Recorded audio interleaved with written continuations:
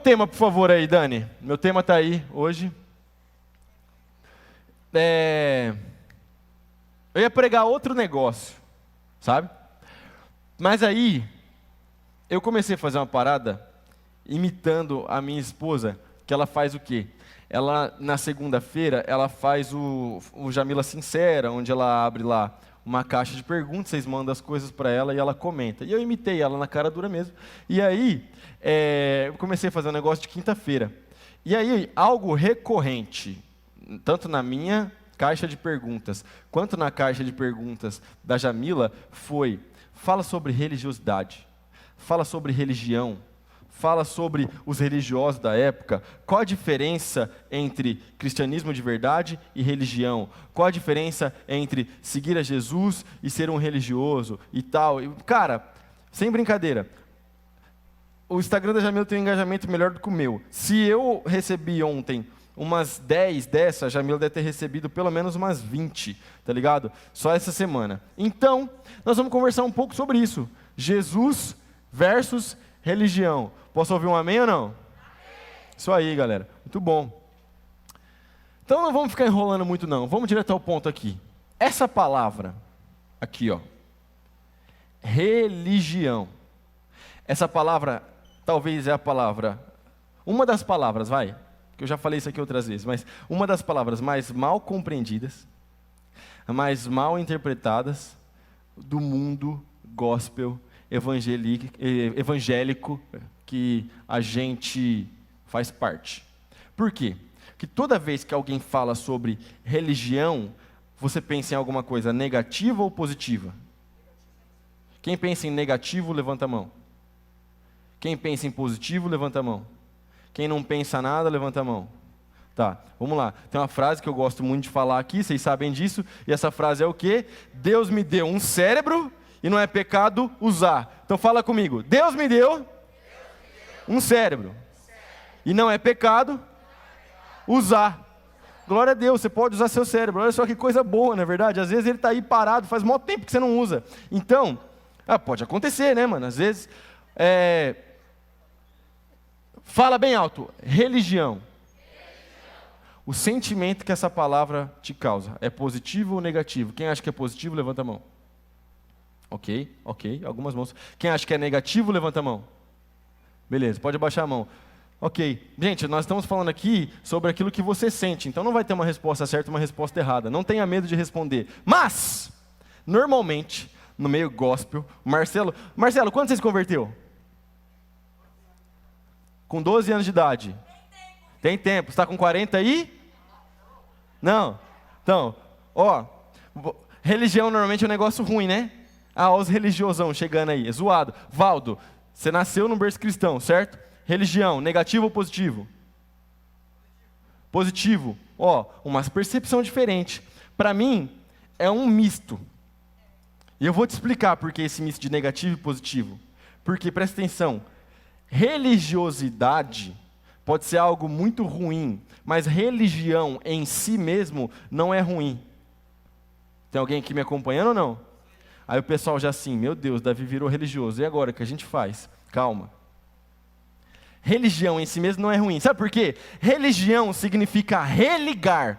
Ou seja, um negócio que está desconectado, foi lá e foi religado, foi conectado de novo. Todo mundo concorda aqui comigo que sem Jesus Cristo nós estávamos desconectados de Deus? Tem alguém que acredita aqui nisso aqui ou não? Pois é, Jesus não nos religou, nos conectou novamente ao Senhor Deus, sim ou não? Então, houve aí uma religação, essa palavra existe? Existe? Eu acabei de inventar uma palavra. Houve uma nova conexão restabelecida. Você estava offline, agora você está online com Jesus. Então, religião em si mesmo não é ruim, até porque Jesus nos trouxe a verdadeira religião. Aí você pode estar assim, meu Deus, o Davi ficou louco, fujam para as colinas. Calma, mano, deixa eu te explicar. Jesus nos ensinou qual é a religião verdadeira e o que nos religa de fato ao Pai. Posso ouvir um amém ou não? Jesus cumpriu com toda a lei, ou seja, com ritos, ou seja, com a religião da época. Jesus, ele ia na sinagoga de sábado, mano, certo? Jesus cumpriu com as festas dos judeus. Jesus cumpriu com toda a lei. Jesus deixou para nós mandamentos como a ceia, mandamentos como dar ofertas na casa do Senhor, mandamentos como cuidar dos necessitados, mandamentos como o batismo. Tudo isso são ritos, ou como a tradição batista gosta de chamar, como bons batistas que nós somos, sacramentos. Então, tudo isso é parte da nossa religião. Posso ouvir um amém ou não? Agora, existe uma diferença entre religião e religiosidade. Porque quando Jesus Cristo batia duro nos religiosos da época, não é porque eles eram religiosos em si, mas é porque a religião que eles estavam executando não os estava religando ao Senhor Deus. Eles alegavam que conheciam o Senhor Deus, eles alegavam que adoravam a Deus, mas eles não faziam isso. Eles eram hipócritas. Então, o que Jesus detesta não é a religação em si, mas o que Jesus detesta é a nossa hipocrisia. Posso ouvir um amém ou não? A hipocrisia da gente vir aqui, bota a roupa de ver Deus, não é não, Ana Sara? Amém? Não, a Ana Sara não é hipócrita não, estou só dando exemplo que eu estou olhando para ela aqui. A gente bota a roupa de ver Deus. Tem a roupa de ver Deus, né? Porque a gente não vem no relaxo para a igreja. Aí você bota a roupa de ver Deus, vem para a igreja, levanta a mão, mas sai para aquela porta, é boca suja, mente para todo mundo, desobedece os seus pais, se prostitui, usa droga, enche a cara de cachaça. Isso é hipocrisia, e isso é uma coisa que Jesus detesta. Posso ouvir um amém ou não? Pois é. Então, quando Jesus é muito duro com os religiosos, é por causa que eles não eram de verdade, mas eles eram de mentira. É por isso que existe um capítulo inteiro, Mateus capítulo 23, onde Jesus chega de canelada nos religiosos, chama eles de falsos, de hipócritas, chama eles de cobras venenosas, chama eles de sepulcros caiados. O que é um sepulcro caiado? Você já foi no cemitério? Alguém aqui já foi no cemitério? Eu já fui no cemitério. Alguém já foi aqui ou não? Beleza. Você entra no cemitério, tem aquelas lápides enormes, aquela parada, como chama aquela parada? Mausoléu? Aquele negócio enorme assim, tá ligado? Que os caras vão Hã? Não, lápide é o pequeno, o grande, a casinha é o mausoléu, não é isso? Estou errado? Dá um Google aí, alguém, por favor. Aí, os caras enterram lá. Só que se você começar a desenterrar e a mexer num túmulo, vai feder. Porque tem coisa podre ali dentro, ou então tem um monte de ossos. Certo ou não? Jesus está chamando aqueles caras, os religiosos da época, de sepulcros caiados, porque eles tinham uma forma bonita, eles se apresentavam como pessoas de Deus, mas por dentro eles eram podres e eles eram... Eu ia falar fedido, mas aí fedido parece uma criança falando, eles eram fedidos, mas eles eram, não parece, mas eles eram podres, eles fediam por dentro, eles eram como ossos secos, como um defunto, porque por fora eles usavam as roupas dos religiosos, e eles gostavam de andar pelas praças, e gostavam de ser chamados de mestre, de rabi, mas por dentro eles eram uns nojentos.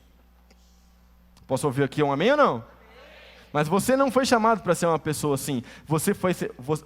Quase que não sai. Você foi chamado, aleluia, quase que eu desembolo uma língua estranha. Você foi chamado para cumprir com a vontade de Jesus, para seguir a Jesus Cristo e para não ser um religioso, mas para ser um cristão verdadeiro. Posso ouvir um amém ou não?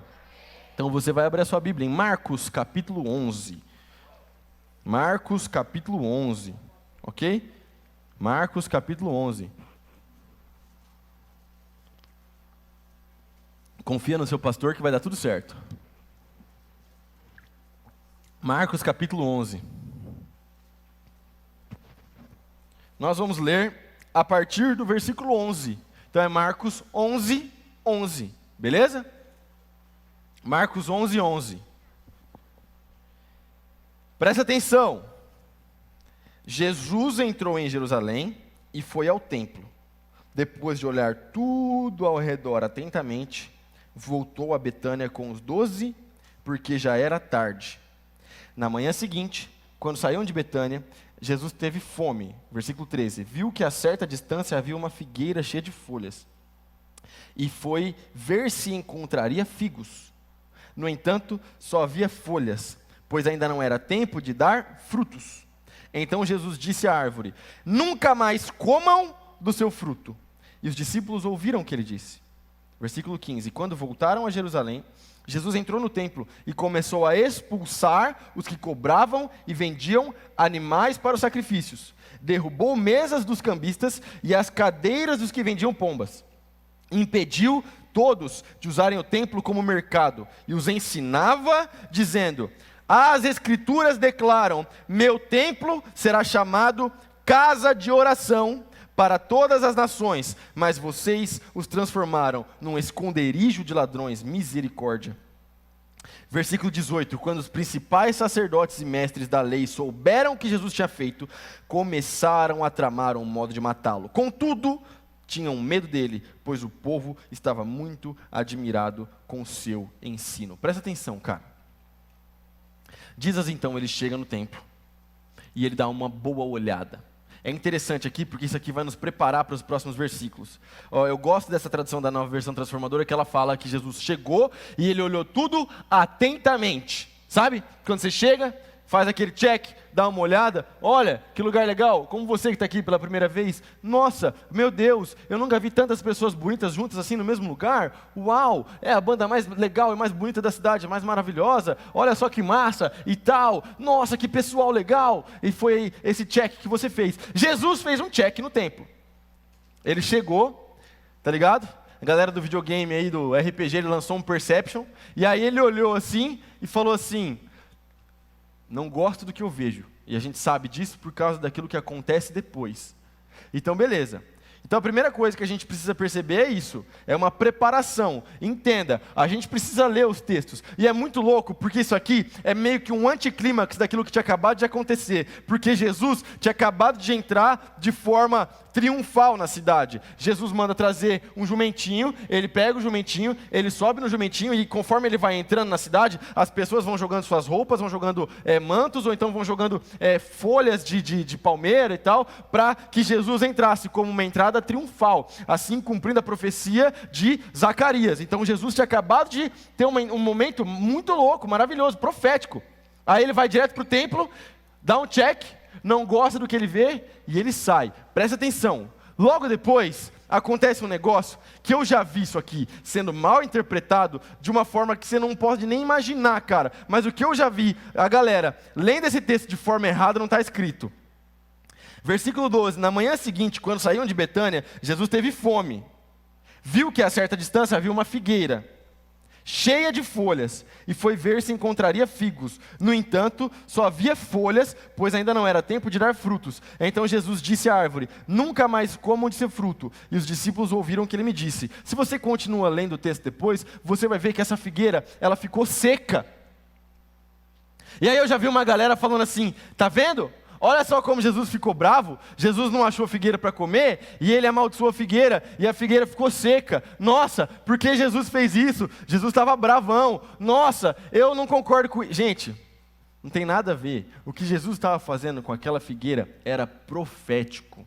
O que Jesus estava fazendo com aquela figueira era profético. Mas vamos olhar para esse texto aqui, que você vai entender um pouco mais. E aí eu quero que a gente faça uma leitura bem louca sobre esse texto aqui, ok? Tem alguém comigo aqui ou não? Se você pesquisar no YouTube Ministério Multi, você vai encontrar Ministério Multi, Gênesis capítulo 3, o pecado e as consequências. Você vai encontrar uma pregação lá, onde a gente fala de Gênesis capítulo 3, praticamente versículo por versículo. O que acontece em Gênesis capítulo 3, meu jovem? Você vai ler isso lá na sua casa. Eu vou te contar. No capítulo 1 de Gênesis, Deus criou tudo perfeito, tudo lindo, tudo maravilhoso, porque Deus é bom. No capítulo 2, então, a gente tem um detalhe mais profundo sobre essa criação. No capítulo 2, então, o Adão, Deus opera uma cirurgia nele, ele recebe a Eva, a mulher dele, glória a Deus, aleluia, glória a Deus pelo casamento. E aí, logo depois, sabe o que acontece? No capítulo 3, o homem e a mulher, Adão e Eva, eles pecam contra o Senhor Deus. Por quê? Porque a Eva deu ouvidos à mentira do Adão, o Adão ficou quieto, deixou que ela pecasse, pecou junto, comeu do fruto, e aí eles desobedeceram a Deus, porque eles não deveriam comer do fruto da árvore do conhecimento do bem e do mal. Por causa do pecado de Adão e Eva, todos nós colhemos consequências por causa daquele fatídico dia. Tem alguém me acompanhando aqui ou não? Pois é.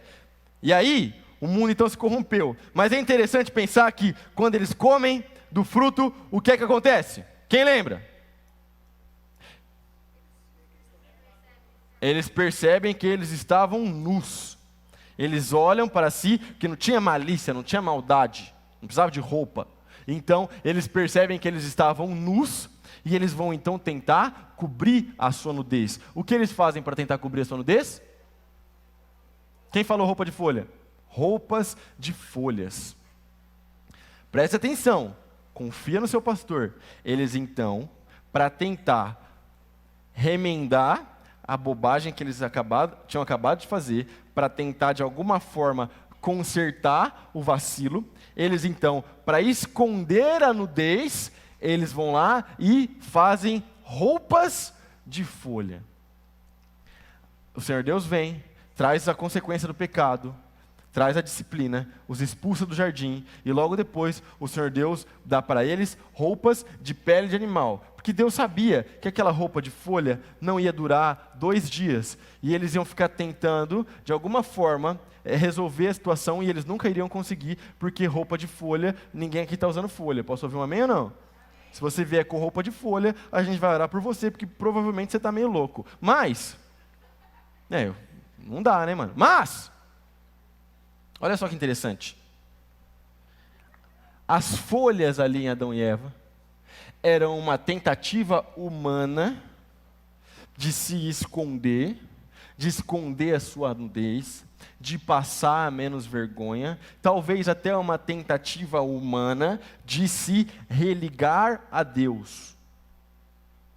Porém, essa tentativa jamais daria certo, exatamente porque ela era uma tentativa humana. Eu e você, por nossas próprias forças, jamais poderíamos nos chegar a Deus. E aí é interessante porque, como eu falei para você, quando Jesus chega na figueira, eu falei que era profético. Vocês estão acordados em nome de Jesus? Fala, a fé. Fala bem alto. A fé. Passa pela cabeça. Antes de chegar no coração. Jesus chega, Jesus encontra somente folhas ali naquela parada. Jesus encontra somente folhas ali naquela figueira. E o que ele queria não era folha, ele queria o figo, ou seja, o fruto. Fala, o fruto. Jesus não queria as folhas, Jesus queria o fruto. Porém, como a árvore, a figueira, não deu fruto, então ele fala, nunca mais comerão dessa árvore, e aí depois a figueira se seca. O que Jesus estava fazendo, presta atenção, era profético, porque aquela figueira era uma representação do sistema da época, dos judeus da época, dos religiosos da época, que por força própria, eles tentaram se religar a Deus, mas eles só conseguiram se encher de folhas, mas eles nunca deram frutos. Tem alguém aqui me acompanhando ou não? Eles nunca deram frutos de verdade. Se você for ler a Bíblia, você vai ver que os religiosos da época eram aqueles que matavam os homens de Deus, eram aqueles que perseguiam os homens de Deus. Você vai ver no final ali da nossa leitura, no versículo 18, que exatamente quem ficou com raiva e quem quis matar o Senhor Jesus eram os religiosos, porque o povo se admirava com os seus ensinos. Sabe por quê? Porque a religiosidade falsa nunca, jamais irá nos religar a Deus, e a religiosidade falsa é impossível que ela dê frutos. É por isso que eu e você, por isso que nós precisamos de Jesus, porque nós não nos relacionamos com o Senhor Deus por causa das nossas forças, por causa daquilo que eu tento fazer, por causa da roupa de folhas que eu tento costurar, mas eu me relaciono com o Senhor Jesus, com Deus, exatamente por causa daquilo que Jesus conquistou para mim na cruz. Porque sem Jesus... E é muito louco, porque na Bíblia a gente tem várias e várias comparações de nós como árvores. Salmo capítulo 1, Mateus capítulo 7, João capítulo 15, Jesus é a videira, nós somos os ramos, e por aí vai. Tem um monte de vezes na Bíblia, nós como árvores, e você, como uma bela árvore que você é, você deve dar bons frutos. Porque se você não der bons frutos, tudo que Jesus Cristo vai encontrar na sua vida é um monte de folha. Da mesma forma, quando o Senhor Deus vai até o jardim e ele encontra Adão e Eva pós-pecado, pós-queda, tentando remendar alguma coisa com roupas de folha, da mesma forma somos nós, quando tentamos nos religar até Deus com nossas próprias forças e não nos religamos a Deus através de Jesus Cristo. Porque a ponte, ela foi criada exatamente por Jesus. É por isso que a religião verdadeira, a verdadeira religação, a verdadeira conexão com Deus, ela está em Jesus. Tem alguém comigo aqui ou não? Dá um amém em nome de Jesus para eu saber que está comigo. Dá um aleluia em nome de Jesus. Deixa eu falar uma coisa, sabe? Não é pecado dar um glória a Deus não, irmão. Dá um glória a Deus aí. Não é bom? Olha só, um glória a Deus bem dado, ele é libertador, meu irmão. Quando você está na igreja assim, ó, que Jesus está falando no seu coração, e você sente que Jesus está falando, você dá um glória a Deus, um amém, cara, isso aí, ó, é massa demais. Quer ver? Faz um teste, dá um glória a Deus aí, ó. 1, 2, 3. Amém, aleluia, você está no culto, sabe? No culto, é lógico que a gente recebe do Senhor Deus, é lógico que Deus nos abençoa, Deus nos dá, mas você veio para oferecer o seu coração, para oferecer a sua adoração, para oferecer aquilo que você tem de melhor. Então se derrama na presença de Deus em nome de Jesus. Amém?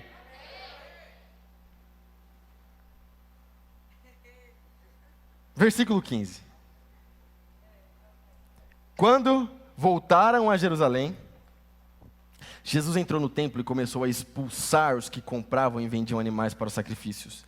Derrubou as mesas dos cambistas e as cadeiras dos que vendiam pombas. Impediu todos de usarem o templo como mercado e os ensinava dizendo: as escrituras declaram, meu templo será chamado de casa de oração para todas as nações. Presta atenção, fala comigo, todas as nações.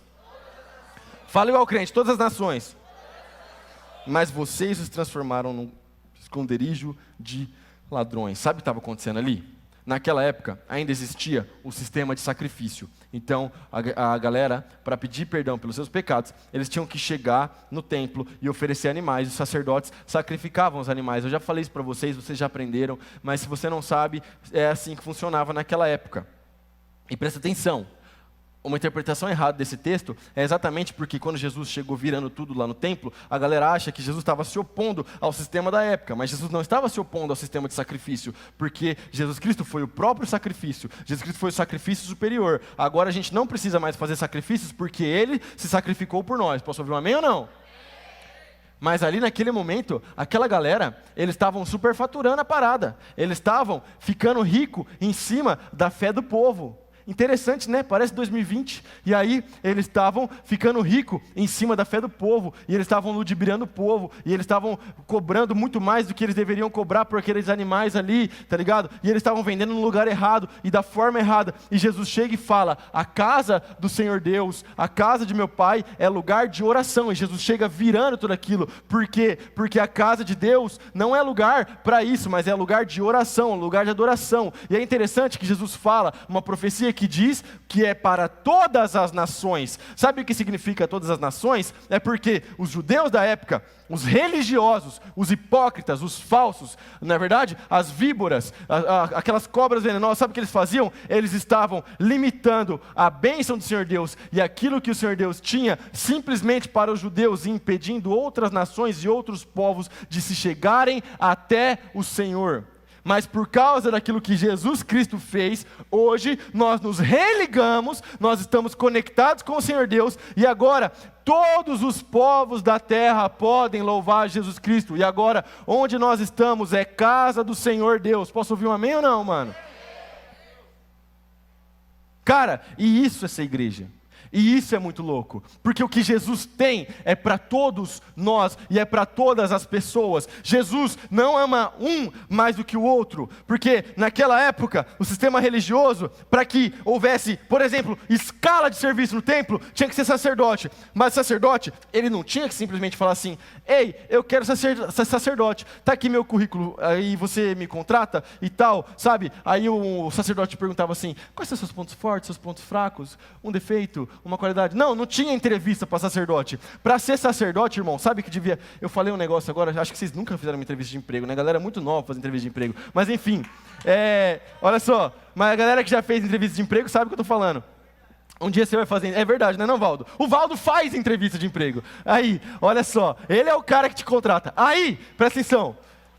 Não tinha entrevista de emprego para ser sacerdote, porque o sacerdote, ele tinha que vir de uma linhagem sacerdotal, ele tinha que vir de uma família específica, era um negócio de sangue, era um negócio, ele herdava essa parada. Agora, entenda de uma vez por todas que esse negócio caiu, não existe mais agora linhagem sacerdotal, pelo contrário, todos nós fomos feitos sacerdotes, porque nós somos o povo eleito sacerdócio real do nosso Senhor Jesus Cristo.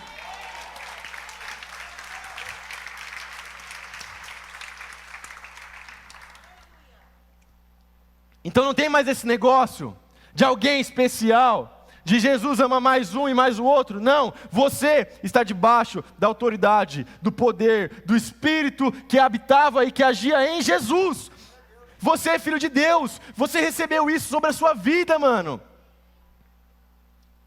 E agora que você recebeu isso, por que você tem vivido abaixo daquilo que Deus tem para você? Porque é muito fácil a gente tacar pedra nos religiosos, afinal de contas, se Jesus fez isso, a gente também faz. Agora, o problema é quando a gente taca pedra nos religiosos e consciente ou inconscientemente nós nos tornamos como eles. Porque daí, nós achamos que conhecemos ao Senhor Deus, achamos que a gente já é crente o suficiente, a gente acha que a gente já é bom demais, mas de repente a gente botou a roupinha de ver Deus e por dentro está tudo podre, imundo.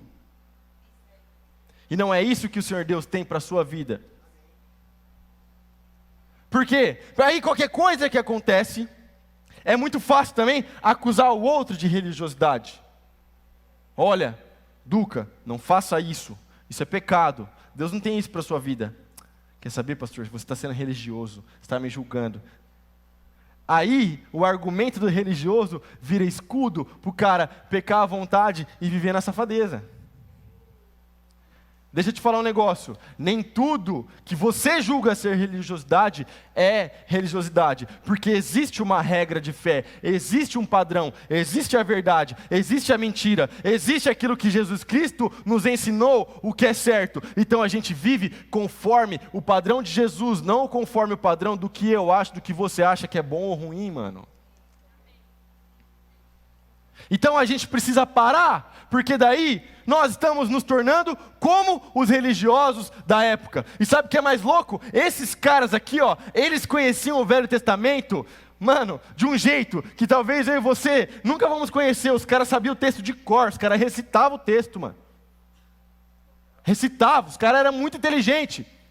Mas sabe qual que era o problema? Eles tinham a cabeça cheia de luz e o coração cheio de trevas. Porque eles fingiam que conheciam o Senhor Deus, mas eles não conheciam a Deus, e eles se achavam melhores que os outros, se achavam melhores que os publicanos, se achavam melhores que os pobres, eles se achavam melhores. E assim, eles estavam afastando as pessoas de Deus. E muitas vezes, quando eu e você, quando nós agimos com religiosidade, nós estamos afastando as pessoas do Senhor Deus. Mas deixa eu te dizer uma coisa, de uma vez por todas, não feche as portas da igreja para alguém que o Senhor Deus abriu as portas do céu.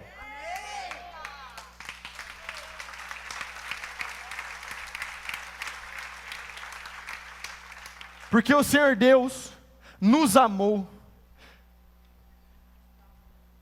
antes mesmo da gente estar aqui, ó, bonitinho dentro da igreja.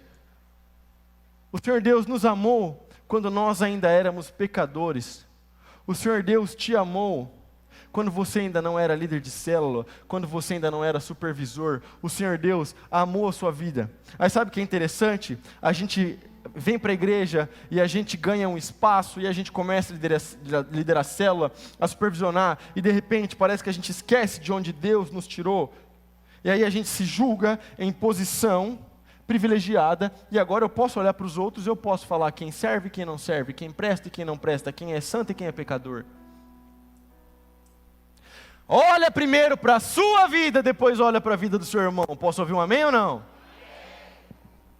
Olha primeiro para você, olha primeiro para aquilo que você precisa mudar, porque senão você vai estar sendo como os religiosos da época. E aí, essa é a religiosidade que o Senhor Jesus detesta. Esse é o tipo de comportamento que o Senhor Jesus combateu. Porque é interessante pensar que no templo Jesus virou a mesa, mas na casa de Zaqueu, o pecador, ele sentou para comer. Então pense nisso, porque hoje o Senhor Deus, Ele te chama pelo nome. E Ele quer que você se relacione com Ele, não como os hipócritas, com religiosidade falsa, mas Ele quer uma religação verdadeira entre você e Deus. Se arrependa das suas falhas, se arrependa dos seus erros. Olhe para você, esquece os outros. Todos nós temos pecados. Eu tenho os meus, você tem os seus. Mas eles foram perdoados, foram levados pelo Senhor Jesus lá naquela cruz.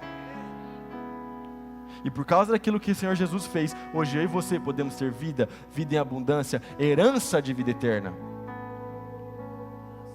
E hoje nós não somos religiosos, falsos, hipócritas, com carinha bonita e podres por dentro. Mas hoje nós nos apresentamos ao Senhor Deus da forma como nós estamos e clamamos a Jesus: nos muda, nos transforma, nos molda conforme a Tua palavra, porque eu preciso de Ti e sem o Senhor eu nada sou. Porque Jesus nos conta uma vez que um publicano, um cobrador de impostos, um dos piores tipos da época, uma espécie de gangster, estava orando no templo, enquanto um religioso, um mestre da lei também orava. E o mestre da lei, ele batia no peito e falava: Deus, obrigado porque eu não sou como esse miserável, obrigado porque eu não sou como esse infeliz, obrigado porque eu sou bom. Enquanto o publicano, o improvável, o gangster, o pecador, ele orava e falava: Deus, eu não sou digno de olhar para o céu. E quem é que saiu abençoado? Aquele que abriu os braços e batia no peito, ou aquele que se humilha e que se prostra perante o Senhor Deus, reconhecendo que é falho?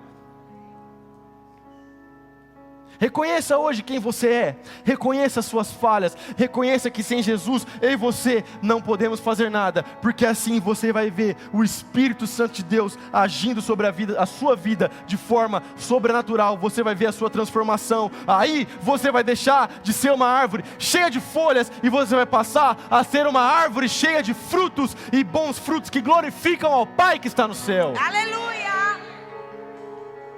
Fique de pé no seu lugar.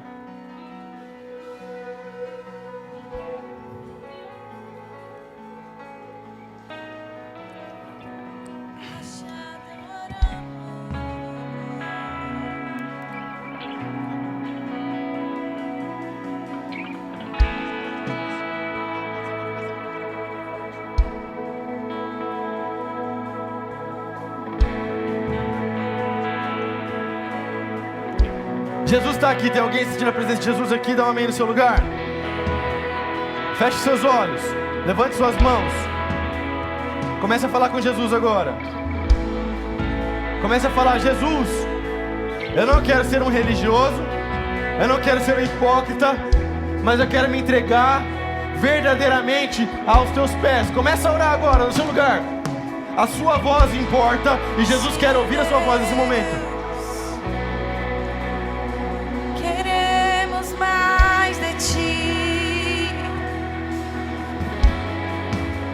Continue orando, continue orando.